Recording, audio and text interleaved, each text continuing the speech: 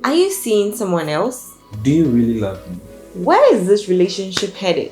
These are the types of questions people who feel insecure in their relationships often ask. Yes. So today we are talking about insecurities in the relationship and how to make your partner feel secure. This is the Real Channel. My name is Rita. And I am Ellie.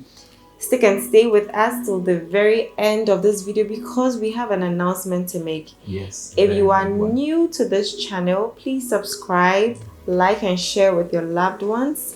Let's get started, right? Yes, let's get started. All right, so insecurities. I think that when one party in a relationship begins to feel insecure, that is indication that there is a problem somewhere. First of all, what does it mean to feel insecure? And how do insecurities come about? So basically, feeling unsure about your relationship is the whole idea of insecurity. Okay. Not being certain as to exactly where the relationship is headed. So like we started with, usually those who feel insecure are wondering, do their partners really love them? Yes. Are they hiding something? Are they seeing someone else? They are feeling constant threat about their relationship. So basically that is the idea of insecurities in relationship. There may be more, but over the top of my head, that's what I can say. How does it come about? I think there are two ways. First of all, some people have very low self-esteem. Okay. And so for such people, when you are in relationships with them, they are constantly seeking your attention to validate themselves. Yes. And so when it is not forthcoming, they begin to feel unworthy of your love and think that maybe you don't love them. It may not be because you really don't love them. You might be doing all the right things, but in this case, the problem is not from you. It is them. They just have to work on their confidence and their self-esteem. Yeah. But that is not the focus of our discussion today. There's also the type of insecurity that comes about by partners failing to do certain things. Partners failing to do certain things. And also actually doing certain things that actually brings about insecurities. So this is what is our focus for today. Okay. And that's what we'll be talking about. That's great. So babe, you made mention of the fact that insecurities come about as a result of partners failing to do certain things and also doing certain things. Yeah. So what are some of the things people in relationships can do to make their partners feel secure? Great. So I think the first point I would want to touch on is setting boundaries and staying within those boundaries. Most relationships are meant to be exclusive. What that means is that the two parties agree to focus on each other and not see other people. And so when you begin to relate with other people, especially the opposite sex, in a way that makes your partner feel suspicious or in a way that makes them wonder exactly what is going on between you two, that is grounds to make them feel insecure. Okay. I think that when it comes to setting boundaries, both parties must understand or more or less discuss the level of tolerance each of you can accept in the relationship. What can you handle when it comes to dealing with persons of the opposite sex? Ideally, while doing so, you need to understand that your partner had a life before they met you. So you don't expect them to completely cut ties with these people, but rather maintain a safe distance for the sanity of both of you. Yes, you're right. You're absolutely right. So just as you said, before I met you, I had a life, I had friends, I had family. And so, yes, in as much as you are supposed to be my focus, you don't have to compel me to cut ties with the people I knew before, or even the friends I would make in the future, or the friends that you would make in the future. And so, for instance, when there's been instances when you have had to go and hang out with your friends, it would be so unfair for me to say that, no, don't go. Do you understand? Just because you feel just because I feel like you understand. So you must continue to have your life, but you must have a limit, just so that I don't feel insecure, or you don't feel insecure for the benefit of our relationship. I agree. Another way to make your partner feel secure in your relationship is when you are being transparent, or when there is transparency. Transparency is being clear about every and anything you are doing in the relationship, or even outside the relationship. So being secretive, I feel like it gives room for speculations and assumptions. In our case, he has access to my phone, I have access to his. We do not have anything to hide. So, and I should say that it's not as if we are snooping on each other or anything, but really, what is there to hide? Yes, what is there to hide? What is there to hide? As long as you have nothing to hide, you don't have a problem. I don't have a problem when you come from she finds my phone more exciting than hers, and I have a problem with that, because because when I want access to my phone, I don't get it. So that's why I have a problem. Contacts are more interesting. So she's talking about Facebook. Like, I don't know, if your Facebook is boring, find a way to make it exciting. So that's why I have a problem. But really, we don't have anything to hide. And so she knows my password, I know her password. I hardly go about her WhatsApp. Did I say I hardly? I don't ever go about. But I go on his, because I enjoy watching WhatsApp. Other people's status on his phone. And it's also something I don't like at all. But hey, I signed up for this, so it comes with the full package, right? Another scenario I'd want to paint when it comes to transparency. Sometimes a partner will suddenly become moody, and no amount of question you ask will make them divulge what they are going through. A situation like this can make your partner begin to wonder, is it me? Are you tired of me? Of course, there are times when you are going through something and you don't feel ready to talk about it. But in the situation where you never actually talk about it, and that's probably the norm, this is a clear example of not being transparent. There are different situations where people can act in a way that suggests that they are not being transparent. That can have adverse effects on the relationship. And so, as much as possible, we ought to be open, we ought to be clear, and we must give no room for our partners to begin to assume, to begin to speculate, and to begin to look for problem where there is no problem. Yes. So, another way to make your partner feel secure would be to be proud of them. I don't know why you would want to start a relationship and tell your partner, let's keep it a secret. It's okay if you... Mostly those who do that are those who have multiple partners and are trying to avoid drama, right?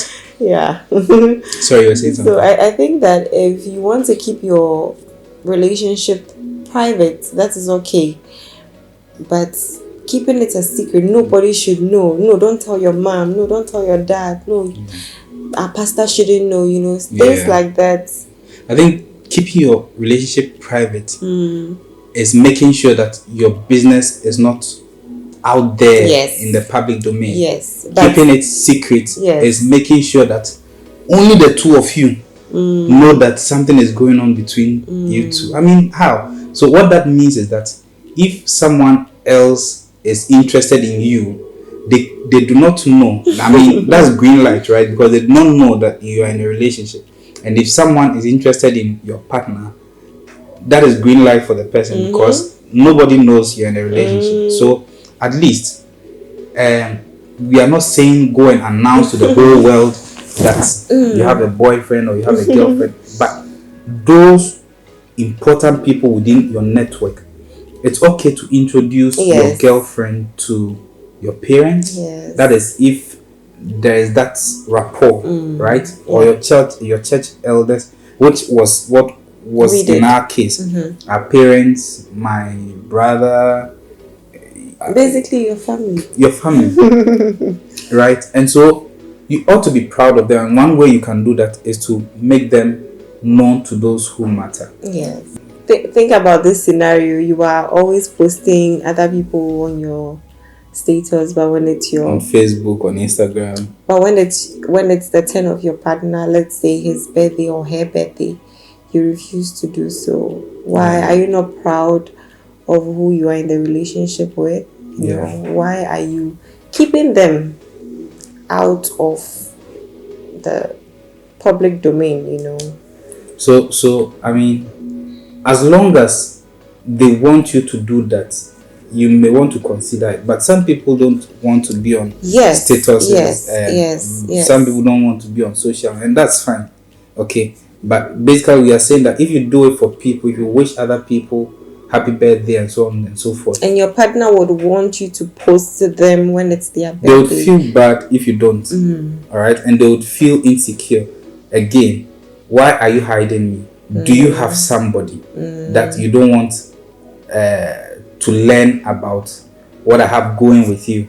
You know, so we may have just spoken about these little things, but you have to think wide about it. The way you can be proud, or the way you can exhibit that you are proud of your partner, again, is subject to who you are dealing with, and you've got to be creative about it. Right? So guys, another tip would be to be sensitive about your partner's likes and dislikes. Imagine being in a relationship with someone and constantly doing things they do not like. They're going to question your love for them, right? Yeah. I think this point came up in our last video, right? Yes. And if you have not seen our last video, you can check up there. And I'm sure you find value and you won't regret it. So we spoke about the fact that you have to make it a point to know your partner, to learn about your partner, to understand what they like and what they don't like. As much as possible, you have to try and do things they like, because that will make them happy. You must avoid things they don't like, because it will make them unhappy. Then we spoke about love languages. You have to learn their love language. What is it that they respond to? If they respond positively to gifts, as much as possible, shower them with gifts. It doesn't always have to be expensive gifts, but the whole thought behind, you know, getting them something makes them feel special. It could be something as small as a bar of chocolate.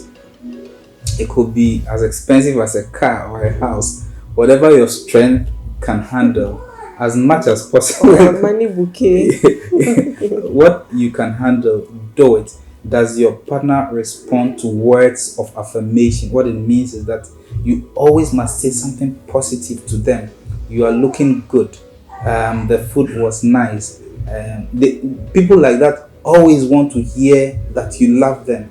So you must say it. I love you. If you don't, you can say it every day. One day, when you don't say it, they'll begin to wonder what is going on. Have you found someone? Like, it could be that bad. So you have to be consistent at it. Do they respond to quality time? It means that you must make it a point to make time out of your busy schedule and spend with them alone. No calls, nothing. Go on a picnic. You know, that is what will make them feel loved. And so this matter about love languages, you need to know, you need to learn it if you don't already know about it, and practice it. Yeah. Because it will strengthen your relationship. It will make your partner feel secured. Yeah. I think at this point, At this point, it is now safe to announce that for some time now we have been working in the background to bring you a short film. Yeah. And so we'll be premiering that on this YouTube channel next week. So again, if you have not yet subscribed, please subscribe. Please like, comment, and share, and also turn on the notification bell so that when we post it, you'll be able to see it. So for those of you who do not know, he's a filmmaker, and she's my apprentice. Oh, he's an apprentice filmmaker. So please just look out for this short film that we have for you all. We'll announce the title. The process will be out sometime next week, so you will see the title and everything. Yes. So stay tuned. Yeah. What were you saying? So we're talking about being sensitive to your partner's likes and yes, dislikes. and we're also talking about love languages. Yeah. We mentioned, or we talked about the film because it has a bit to do with love languages. So if you want to know more about love languages, it has a lot. Yeah. So let's not spill the beans. Yeah, we won't do that. So look out for our short film. It's coming next week, and we can't wait to hear what you think about our film. Yes. And we are, preparing a lot more of these things for the channel. So if you'd like to see more films, let us know, and we'll do our best. Yes. So I think we've spoken extensively about being sensitive to your partner's likes and dislikes, and we can move on to the next point. Exactly. Great. So the next point is the point of communication, or accountability. They all work together. In fact, for most of the things that we've spoken about, you realize that communication is an underlying factor. It's the bedrock. Yeah. We've spoken about transparency. Transparency is through communication. Yeah. We've spoken about what? Being sensitive. I mean, if you getting to know each other requires talking. Yes. We've spoken about setting boundaries. It requires talking. So communication is very key and very important. You have to talk about everything, your movement, where you are going. I mean, sometimes even for your own safety. I remember some time ago when I was going to look for accommodation. I was going somewhere and I was like, where are we going? So immediately what I did was to send you my Google location. So that if the adventure, I don't come back, you know what to start. You are not adding that, are we? Definitely not. No, why not? What's wrong with it's funny. Yeah, so communication is very important. I mean, between the two of us, when we are going somewhere, when we arrive, we notify each other that we have arrived. I mean, if you are calling me and I am not picking up, you would know, because I've probably told you ahead of time that I'm entering into a meeting. So there isn't a situation where your partner is calling you, trying to reach you, they cannot reach you and they don't understand why. Once that happens, you know that communication has broken down. So communicate, talk about everything. Talk about how you are feeling. Talk about what you want to do. Talk about the progress of what you are doing. Communication is actually very critical in the success of even business partnerships. Like everything, communication is very, very critical. And that's Kofi announcing his presence. Communication is very important, so make it a point to communicate all the time. The one other point we want to talk about is being accountable to your partner. Basically, what that means is that being answerable and reporting issues pertaining to the resources within the relationship. Resources could be your time, money, and any other thing that can be classified under resources. So for instance, when you have met after a day's work, you could have a conversation about how your day has been, how their day has been. The fact that we are saying that be accountable does not mean that you should go and take pen and paper Although when it comes to monetary issues, that may be necessary, but some of it can be very relaxed. How was your day? How was my day? And so by recounting how my day has been, I'm basically being accountable in a very relaxed manner, in a nice conversation. And I know all the things you've been up to. You know all the things I've been up to. You understand? Of course, when it comes to money, you also must be accountable in the sense that, for instance, if you are taking a loan, you must let your partner know, because it's something that can come back to affect the two of you. So it's something that you ought to agree upon. Again, this may depend on the commitment you have with each other. Do you understand? If you're in a relationship that's probably leading to marriage, you know that whatever you are doing now as an unmarried man or as an unmarried woman can affect the marriage when you get married. Do you understand? And so you ought to be accountable. Again, accountability is in a broad sense, and these are just little examples that we are bringing out. You really need to be accountable if you respect your partner and if you are interested in the success of the relationship. Lastly, I'll talk about faithfulness, being faithful to your partner. Yeah. I feel like if in the relationship you go about cheating, your partner will feel like if you've done it before, you can do it again. Yeah, you're capable, right? It's something you are capable of doing. So even in a case where you are out working and maybe because of that you are late getting home, your partner may think otherwise. Why isn't he home yet, or why isn't she home yet? And he or she will start wondering and be looking for issues where there are no issues. Yeah. So, I should add and say that being faithful is a matter of choice.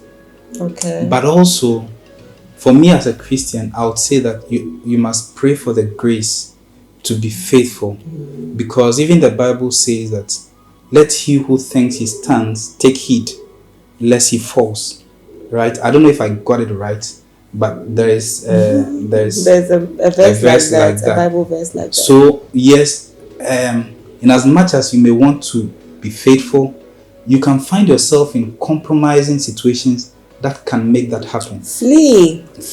Again, in the Lord's Prayer, it says that lead us not into temptation. And so I'll bring up our first point, which was setting boundaries and staying within those boundaries. Because if for yourself you've decided that this is how far I want to go with people who are of the opposite sex, yes, you are more or less, making sure that you don't create problems for yourself, because really you can find yourself in situations where you did not have the intention to cheat, you did not go out there to do wrong to your partner, but you find yourself doing something, and it just messes up your relationship. And so that's just something little I want to add up to the issue of faithfulness. It's just perfect. Yeah. It's just perfect.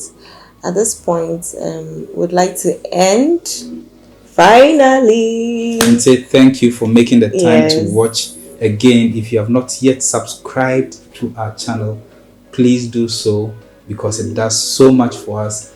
Click on the like button, comment what do you think, what do you think people can do to make their partners feel secure, because obviously I don't think we've exhausted all the points there are, right? And so what are your thoughts? What do you think people can do?